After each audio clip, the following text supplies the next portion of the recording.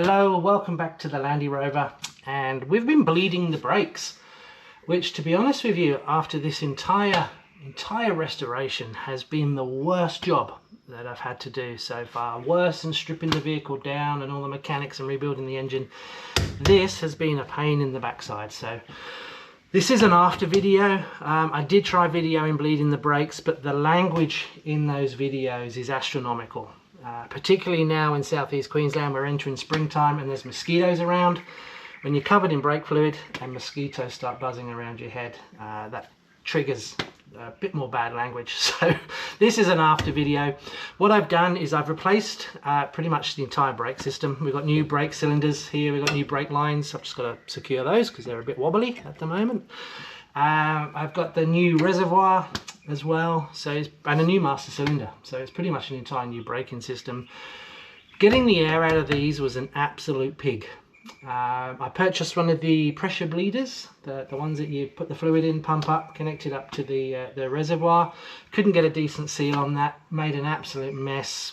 Brake fluid flying everywhere, all over the engine bay, all over the front wings. So that was confined to being thrown across the backyard.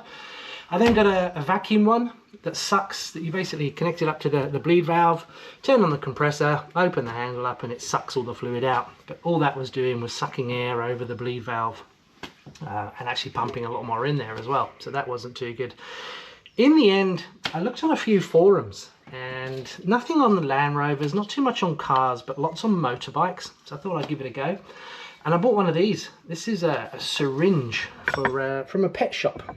And I don't know what poor animal gets one of these, 100 ml syringe, but anyway, I think it's horses.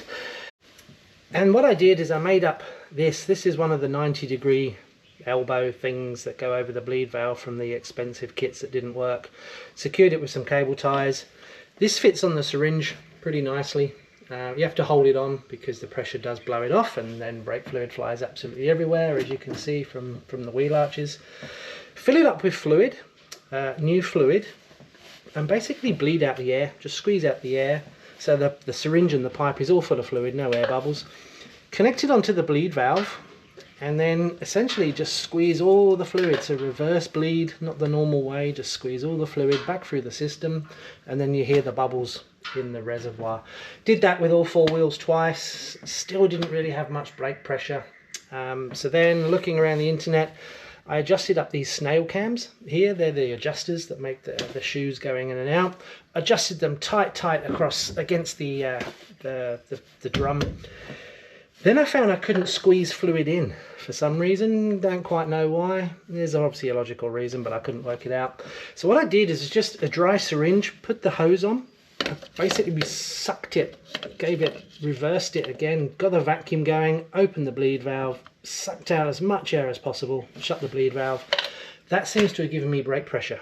So I've just gone through one more time, done it all, no air bubbles coming up. The reservoir overflowed 3 or 4 times, so then fluid went all over the floor over there. And on the last one over here, trying to squeeze some more fluid in. It all went absolutely everywhere, so now I am covered in brake fluid as well. I won't show that video because the language is pretty bad. So anyway, we have brake pressure. I have eased off the snail cams at the back. We've still got brake pressure in the pedal. It doesn't even go halfway down now, which is an excellent outcome because it was always just been going to the floor and not doing anything. I can now turn these pretty much by hand. It might need another adjust just to loosen up, but I'm going to put the wheels on. Get her out the shed so I can tidy up all this brake fluid that's everywhere. I gave up with gloves in the end, so now I've got wrinkly hands from brake fluid. No doubt it's not good for you, but hey, that's car restoration. It's bad for your wallet and bad for you, is my summary for that.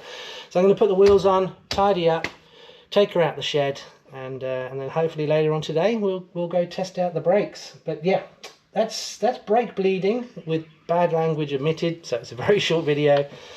$2 syringe, bit of hose, and reverse bleed, so basically push the air out instead of trying to pump it all the way through with the brake pedal. That seems to have worked very well with this car. My V-Dub Combi, nice and simple, just stamp on the brake pedal and the fluid comes out and you shut the valve the old traditional way. This has been a bit of a pain in the neck, but hey, that's restoration for you. So Very short video because of the language, I can't show it all. But if you do find this useful, the reverse brake bleeding, I highly recommend it. Highly recommend it. You know, there's brake fluid all over the floor, all over me, but hey, that's life. If you do find them useful, please do hit subscribe. There's a few more videos coming. We're pretty close to getting this old girl on the road again, which is a pretty big milestone. And hopefully we're going to take her for some drives. So yeah, please do subscribe, hit like if you like the video, and yeah, I'm going to go and cool down because I got a bit hot and flustered doing this. About 4 hours probably effort wise to get all the air out, but there we go. Thank you very much for watching, and yeah, don't swear too much.